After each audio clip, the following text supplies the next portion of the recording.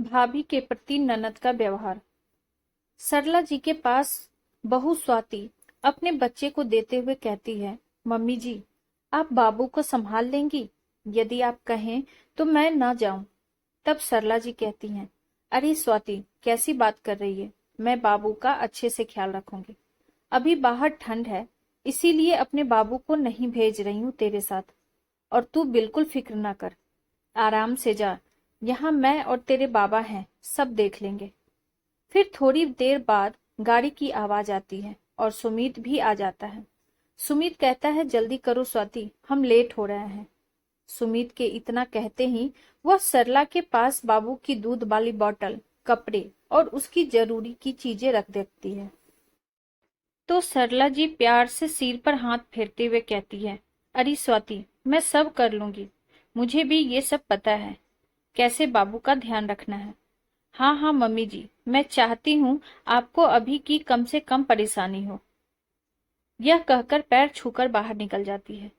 फिर थोड़ी देर बाद ननद नेहा आती है और पूछती है, अरे मम्मी, आप बाबू को संभाल रही हैं, भाभी कहाँ हैं? फिर सरला जी बताती हैं कि सुमित और स्वाति एक शादी में गए हुए हैं। वो कितने दिनों से नहीं गए, इसीलिए सोचा उसको भेज दूं तो उसे अच्छा लगेगा। ये अच्छा है मम्मी, छोटे बच्चे को आप संभाले और भाभी आराम से घूमे। ये भी कोई बात हुई? तू कैसी बातें कर रही है बेटा? अगर मैं अपने पोते को संभाल रही हूँ तो तुझे क्या दिक्कत है? तू ये सब क्यों सोच रही है? तुझे खुश होकर बाबू को मेरे साथ संभालना चाहिए। और तू ये बातें करने लगी। और सुना, क्या हालचाल है? मम्मी, मेरे यहाँ तो सब बढ़िया है, पर यहाँ मुझे कुछ सही नहीं लग रहा है। आप भाभी को बहुत छूट दे रही हो। देखना, एक दिन सर पर नाचेगी। अरे, तू कैसी बहकी बहकी बातें कर रही है? स्वाति शादी में गई है, न कि कहीं घूमने, और वह शादी के बाद कहीं घूमने तक न जा पाई।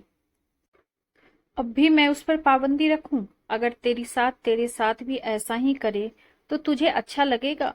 और 2 दिन की ही तो बात है, मैं संभाल लूंगी बाबू को।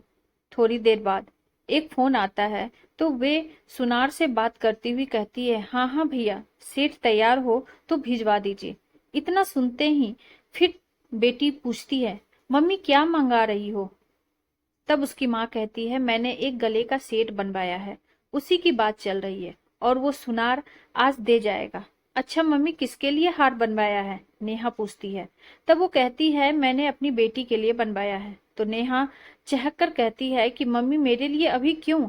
आपने मेरे जन्मदिन पर डायमंड की रिंग तो दी थी। तब सरला जी कहती हैं, अरे तेरे लिए नहीं, स्वाति की मैरिज एनिवर्सरी आ रही है तो सोचा उसके लिए पहले से बनवा लूं। फिर नेहा कहती है, मम्मी, आप तो भाभी को साड़ी भी गिफ्ट कर सकती थी, हार की क्या जरूरत? तब सरला जी कहती हैं, नेहा, मैं साड़ी दे सकती थी, पर पहली मैरिज एनिवर्सरी है और तुझे डायमंड रिंग दे सकती हूँ तो बहू को क्यों नहीं? बहू भी मेरी बेटी ही है। अगर मैं उसकी खुशियों का ख्याल नहीं रखूंगी तो कौन रखेगा? इस तरह नेहा को समझ आ रहा था, भाभी के लिए मम्मी का अटैचमेंट बढ़ रहा है। तब वह तुनक कर कहती है कि अब तो मम्मी भाभी ही प्यारी हो गई है, जो उसके लिए इतना सोच रही हो। बेटी की जगह भी ले ली, आखिर हो भी क्यों ना, आखिर बहू सेवा जो करती है। तब सरला जी भी डांटते हुए कहती हैं, अब बहुत हुआ नेहा, अब मैं स्वाति के खिलाफ एक शब्द न सुनूंगी। फिर सवाल जवाब करते हुए कहती है, मम्मी, बहुत सर चढ़ाओ, फिर कुछ बुराई ना बताना। फिर क्या था? सरला जी ने पूछा, तू आखिर चाहती क्या है? मैं और तेरी भाभी एक न रहें? मैं दुखी रहूं और उसे दुखी करूं? बस तू जब भी आए, मैं अपने दुख भरी कहानी का पिटारा खोलकर तेरे सामने बैठ जाऊं, तभी तुझे सुकून मिलेगा। तू नहीं चाहती क्या तेरी माँ और भाभी खुश रहे? क्या तेरे साथ भी ऐसा तेरी ननद तेरी सास को भड़काती है? नहीं माँ, मेरे साथ ऐसा नहीं होता। अगर तेरे साथ नहीं होता तो तू कैसे सोच सकती है? बहू का दर्द तुम क्यों नहीं समझती? तू भी तो एक बहू है। अगर तेरे साथ ऐसा हो तो क्या तुझे अच्छा लगेगा? नहीं ना। नेहा बेटा, अपनी सोच बदल, फिर देखना कि तुझे भी कितना अच्छा लगेगा, साथ ही खुशी मिलेगी। तब नेहा को समझ आता है कि उसकी कितनी गलत सोच थी। जो एक बहू को लेकर भी, बहू होकर भी बहू का दर्द नहीं समझ रही थी।